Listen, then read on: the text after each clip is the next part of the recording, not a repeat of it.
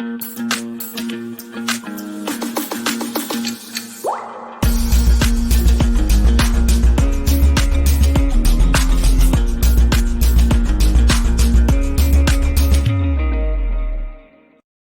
back again with another stimulus check update for you, and make sure you watch this video all the way straight through, all the way to the end, because I have a special bonus for you in store for you. So don't miss out. Watch the video all the way to the end, and if you haven't already, please subscribe using the subscribe button below, and like the video, give it a thumbs up, so that way YouTube can recommend and promote our video, and more people can see the video too also as well.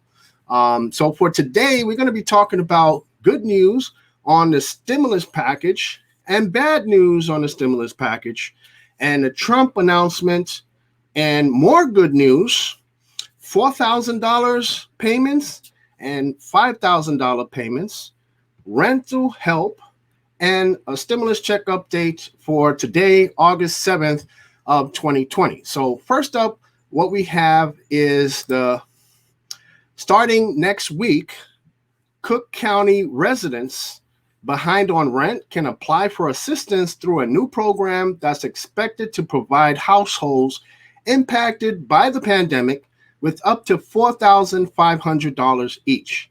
Now, Cook County officials announced this today.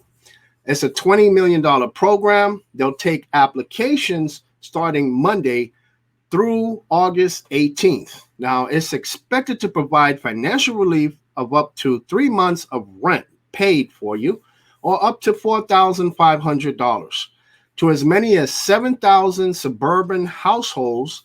And this was said by Richard Monocchio. He's the executive director of the Housing Authority of Cook County. Now, this assistance is part of the federal funds provided to the county from the Federal CARES Act. Okay. Next up, we also have more good news for you. The Illinois Housing Development Authority will open the Emergency Rental Assistance portal Monday for renters that were impacted by the pandemic.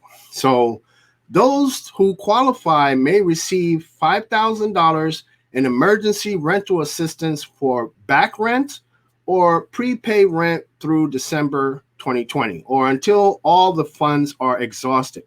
Now, applications will be accepted only online at era.ihda.org.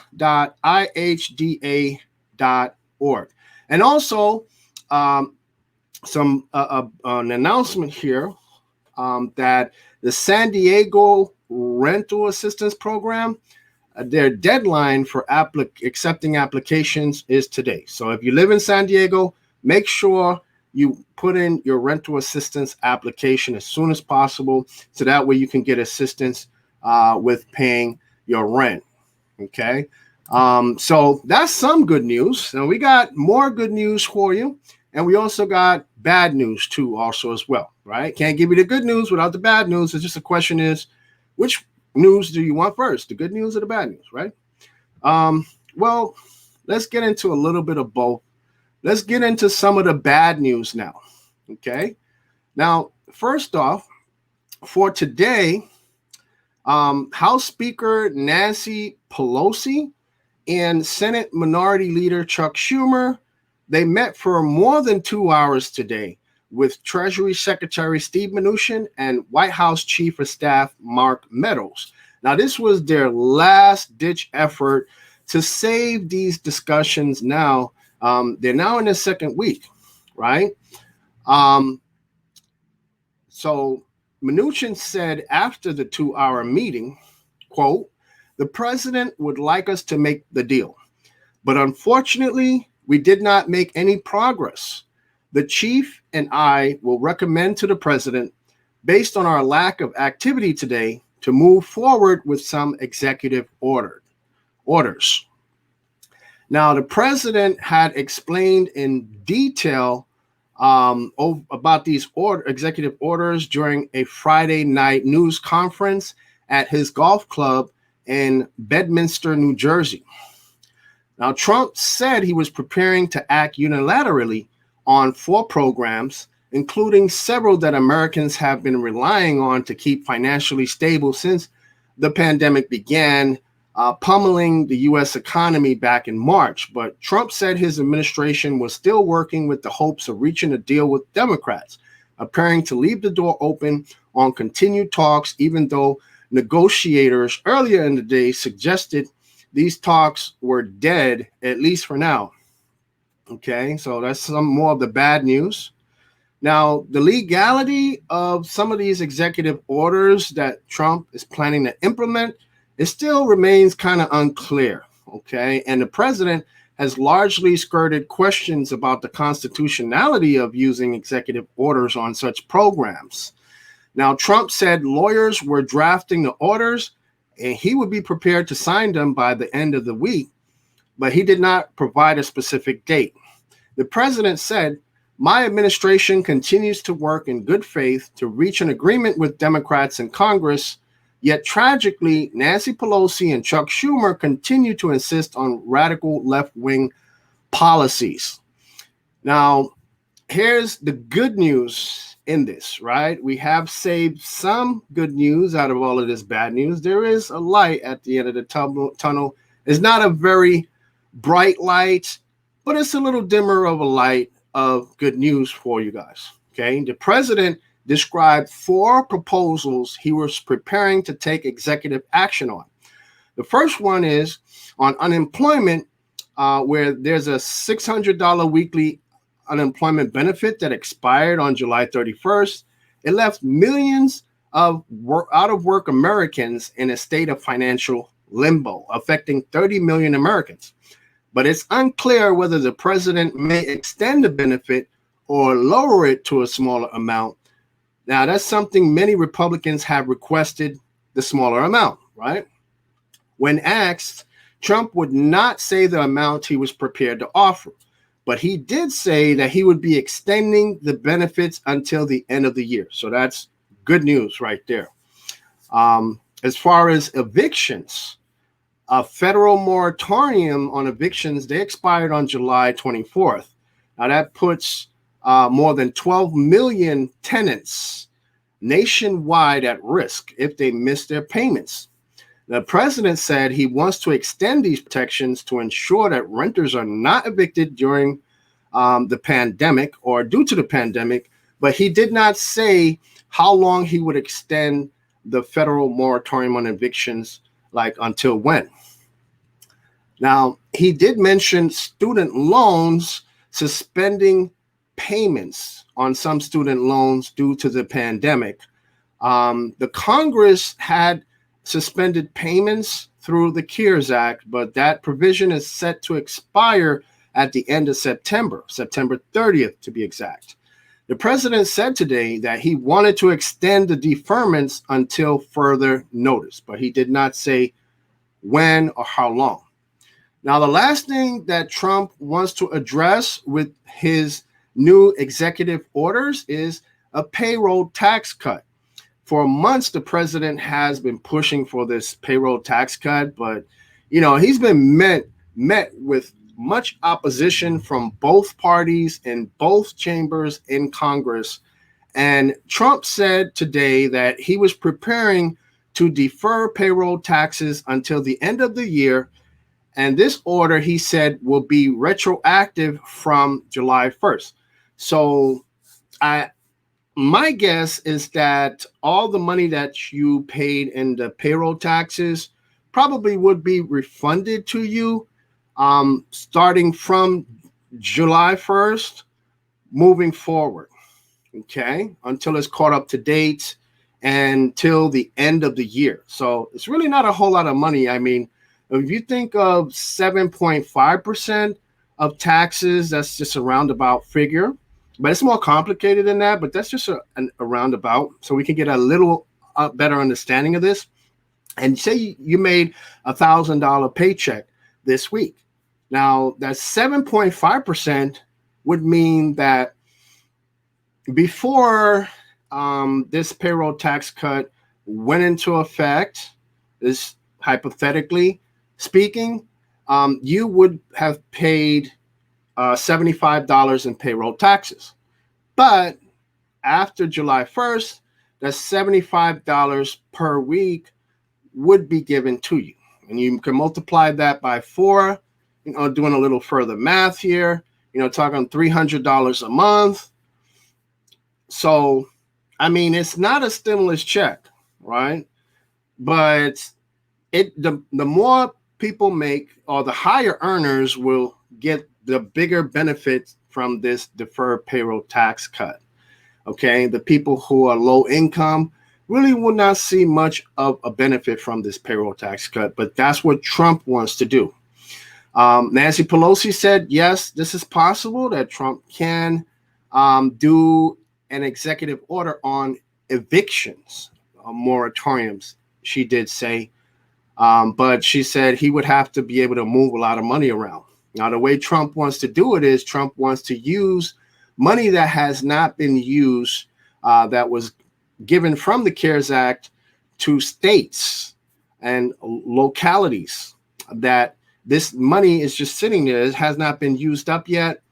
And he wants to use a lot of the money that has not been used from the CARES Act to put towards these 4 programs: the unemployment weekly benefit extension, the federal moratorium eviction extension, student loan suspended payments extensions, and a payroll tax cut. So that's pretty much what Trump wants to do, which, again, I'll say is good news. It's not a full bill like we was hoping on, like Steve Mnuchin kind of in a way promised us a deal today, right? And all of them, the 4 negotiators, they set a goal to make a deal today, but it did not happen today, unfortunately. Mnuchin said that about these executive orders, that it may take a few days to have them ready, but Trump may take action this weekend with executive orders. It's going to take a little bit of time for us to finalize these and process that, Mnuchin said, but we'll do them as quickly as we can because the president wants action. Both sides had set a self-imposed deadline, like I said, to come to an agreement by today. But the president said we would be going in a different direction. The White House he's speaking of. And Pelosi and Schumer only interested in bailout money for poorly run Democrat cities and states. Trump wrote that on Twitter. Nothing to do with the C-word virus, right? $1 trillion, no interest. We're going a different way. Okay, now the update on that negotiation is that Nancy Pelosi and Chuck Schumer had agreed to come down in their total price tag. We know the total price tag of the HEROES Act was $3.5 trillion. Well, they wanted to cut $1 trillion off the price tag since Republicans initially proposed a $1 trillion proposal, and they hardly wanted to budge much from that. Nancy Pelosi and Chuck Schumer agreed to lower their ask by $1 trillion in order to compromise with the Republicans. And Steve Mnuchin and Mark Meadows, they said no. The White House did not accept that negotiation either. Okay. But Republicans in their own proposed stimulus package called the HEALS Act, they set aside nothing at all for local governments. And these local governments and states, they pretty much had their revenues gutted because of the pandemic. And some of them were forced to lay off state employees too. And because of the lack of funds and the funds that they will not be getting because they have not reached a deal today, they will be laying off more workers. The White House, however, they upped their offer from $0 to $150 billion for states and local governments during the negotiations. But unfortunately, that was turned down by the Democrats. Mnuchin said after Friday meeting, if we can reach an agreement on state and local governments and unemployment, we will reach an overall deal. And if we can't, we can't, right? He said this after Friday's meeting.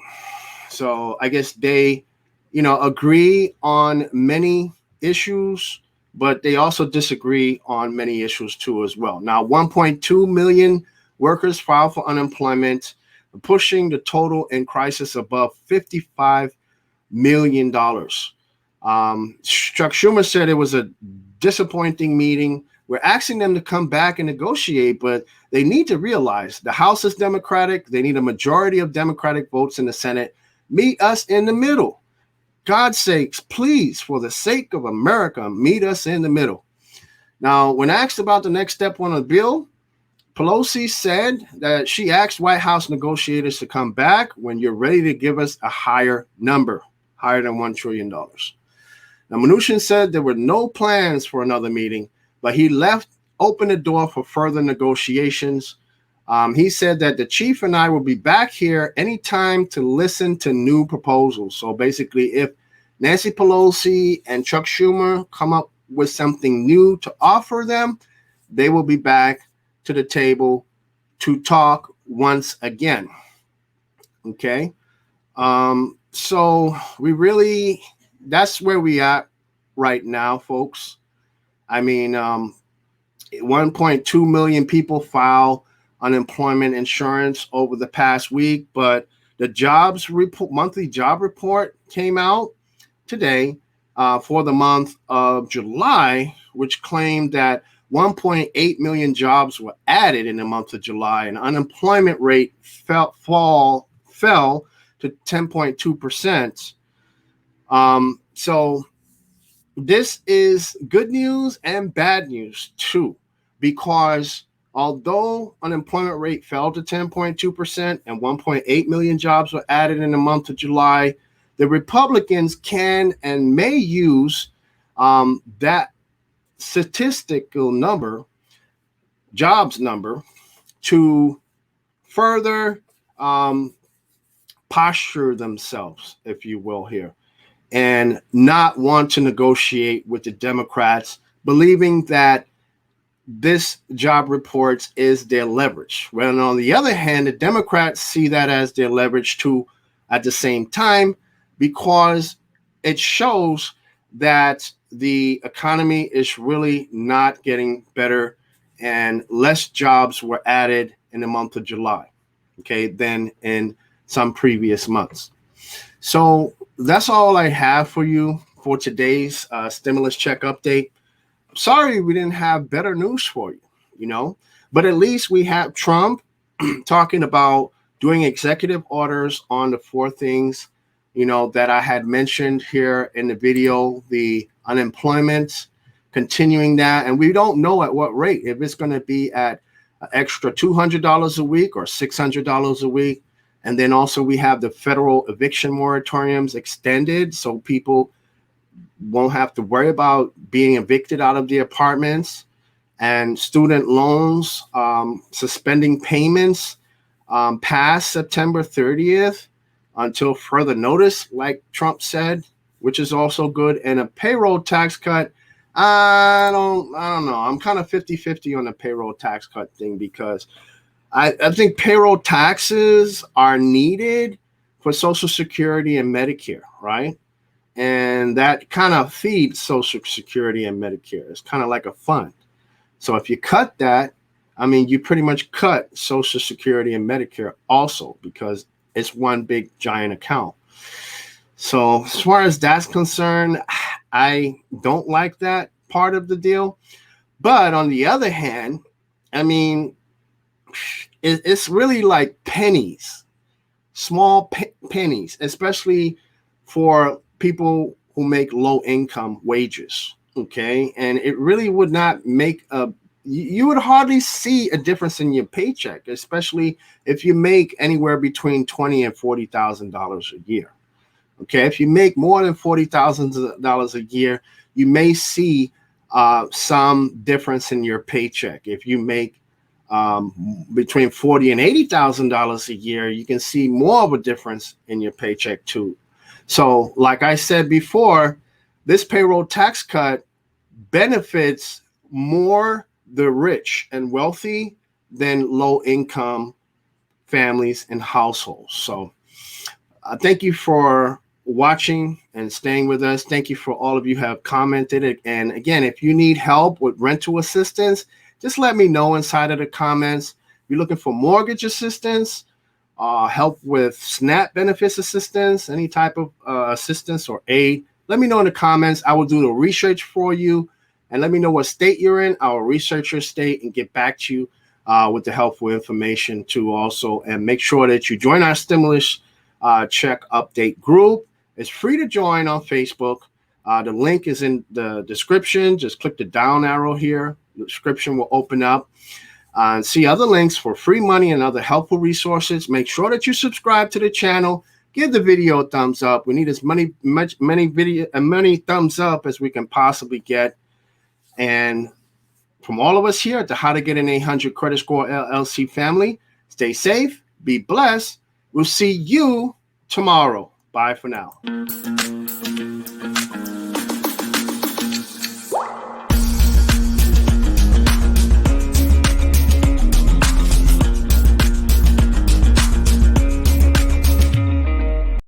My name is Lyndon Baptiste, and on this channel we talk about ways to increase your credit score, build credit, and get approved for the lowest payments on mortgages and lines of credit, travel the world for free, earn extra money with cash back. And if that interests you, go ahead and hit the subscribe button, hit the bell for notifications. That way you'll never miss a single video as we make them.